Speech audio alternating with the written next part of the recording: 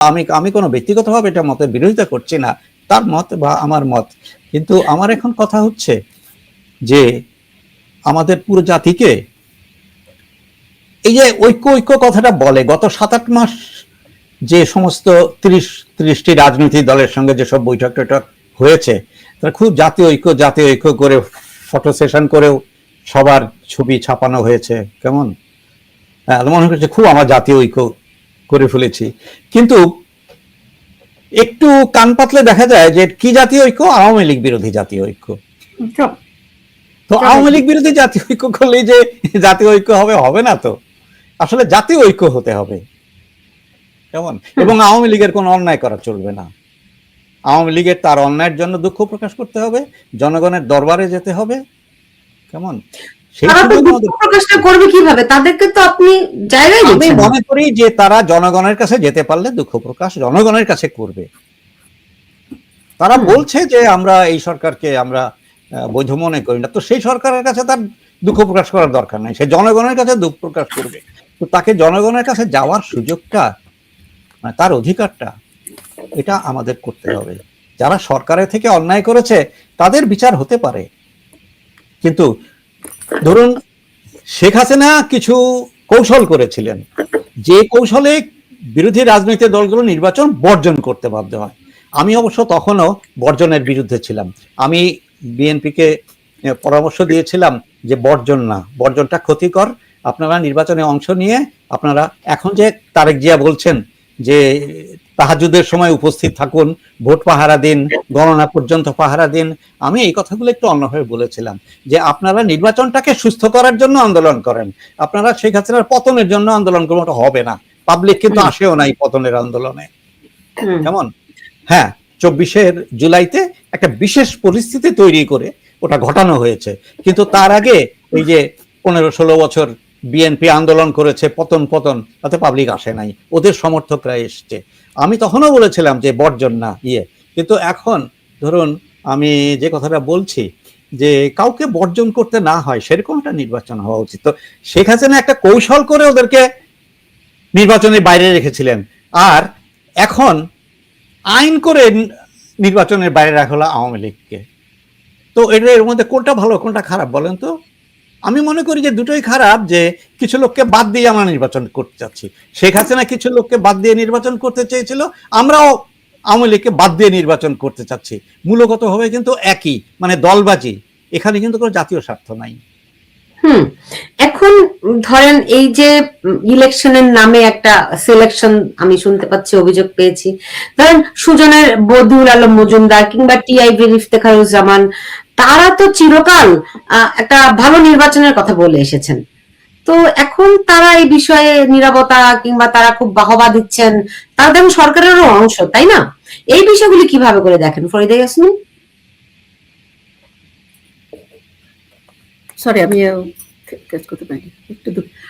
আমি বলছি যে ধরেন বদিউল আলম মজুমদার কিংবা ডক্টর ইফতেখারুজ্জামান, তারা তো চিরকাল সিভিল সোসাইটির প্রতিনিধি হিসেবে সরকারকে এক ধরনের মনিটরিং এর মধ্যে রেখেছিলেন, কিংবা নির্বাচন নিয়ে নানান রকম অবজারভেশনও দিতেন। তো তারা এখন এই যে নির্বাচনের নামে যে সিলেকশন, এইটার সঙ্গী তারা কেমন করে হচ্ছেন, তাদের ভূমিকাটা কেমন করে দেখছেন? প্রশ্নটা তো আমারও, আমি সেই কথাই বলছিলাম যে এখনকার যে সিভিল সোসাইটি, যে মানবাধিকার কর্মী, তারা কেন এক পক্ষে কথা বলছে? তারা তো এখন সেভাবে তাদের দায়িত্ব পালন করছে না, তারা সেই কথাগুলো বলছে না।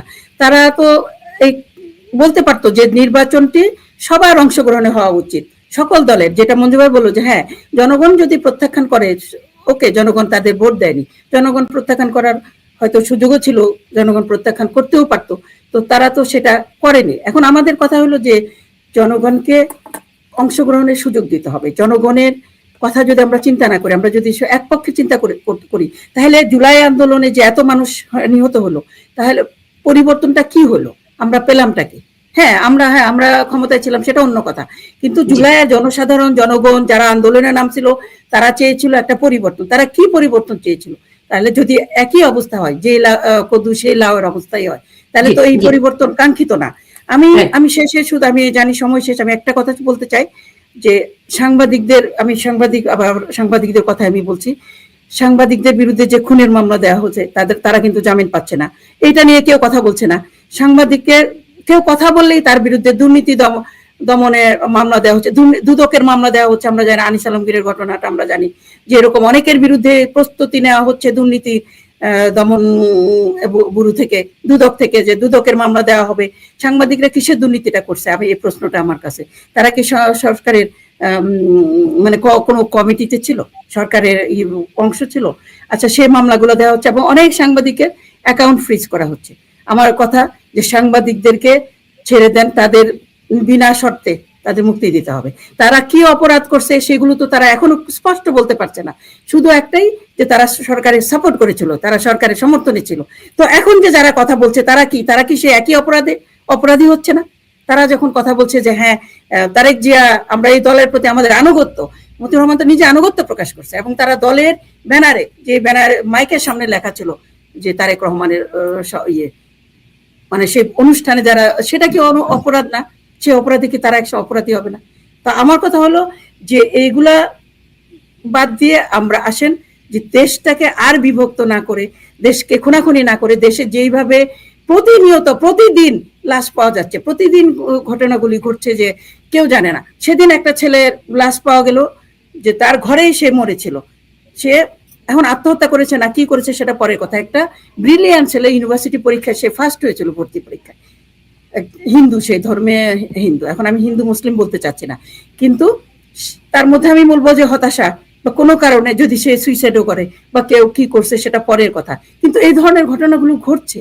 কেন ঘটছে? আমরা তো একটা বাংলাদেশ চাই, যে বাংলাদেশ মানে অনেক আকাঙ্ক্ষার বাংলাদেশ, যে আকাঙ্ক্ষা মানুষ, আমরা বলবো যে গণতন্ত্র। হ্যাঁ, শেখ হাসিনা অনেক অপরাধ ছিল, দোষ ছিল, এটা তো মঞ্জু ভাই বললেন, অনেক ভুল ছিল হয়তো, কিন্তু এই দেশটা তো উন্নয়নের পথে এগিয়েছিল, উন্নয়নের দিকে যাচ্ছিল।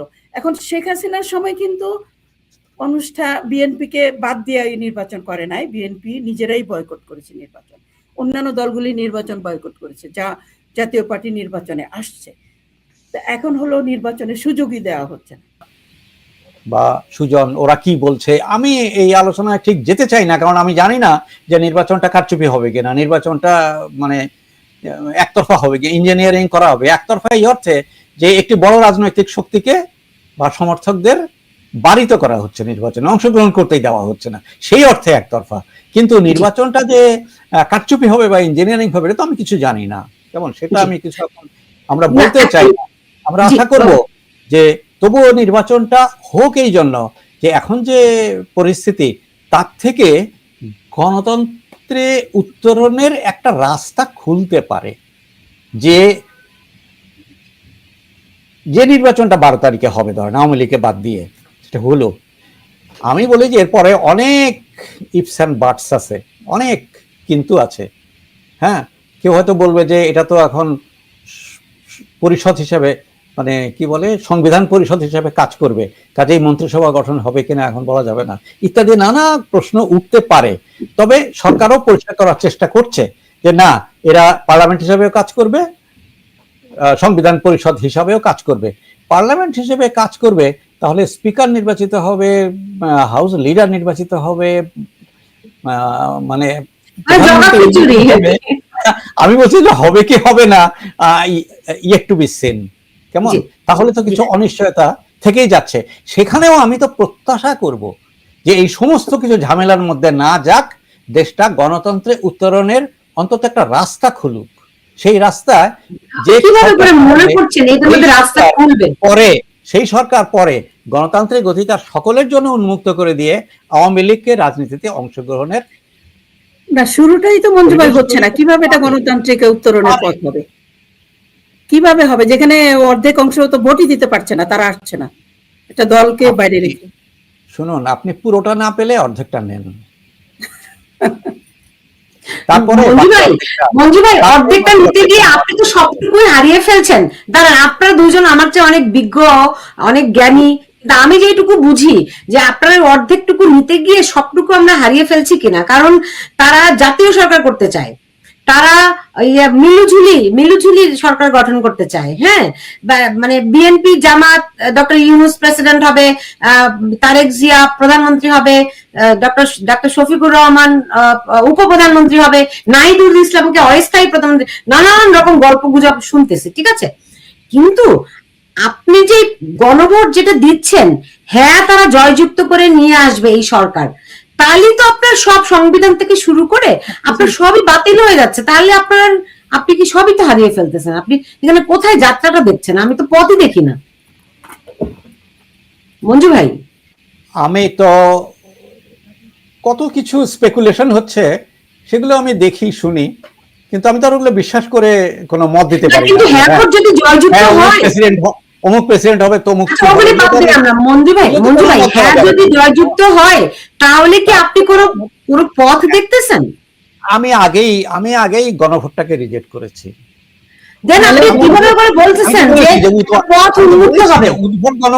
উদ্ভট গণভোট এটা জনসাধারণের মতের প্রতিফলনও ঘটাবে না, দেশের কোনো সমাধানও করবে না। মানে জনসাধারণ বুঝেও না যে অনেক, আমার আশঙ্কা এটা আরো জটিলতা সৃষ্টি করবে। মানে কি ধরনের? হ্যাঁ, ওই যে বললাম যে আপনি কি এটা একটা গণতান্ত্রিক সরকার প্রতিষ্ঠার জন্য নির্বাচন করছেন, না নির্বাচনটা হওয়ার পরে আরো নানা প্রশ্ন উঠবে? প্রশ্নগুলো অলরেডি উঠেছে, আমি প্রশ্ন তুলছি তা না।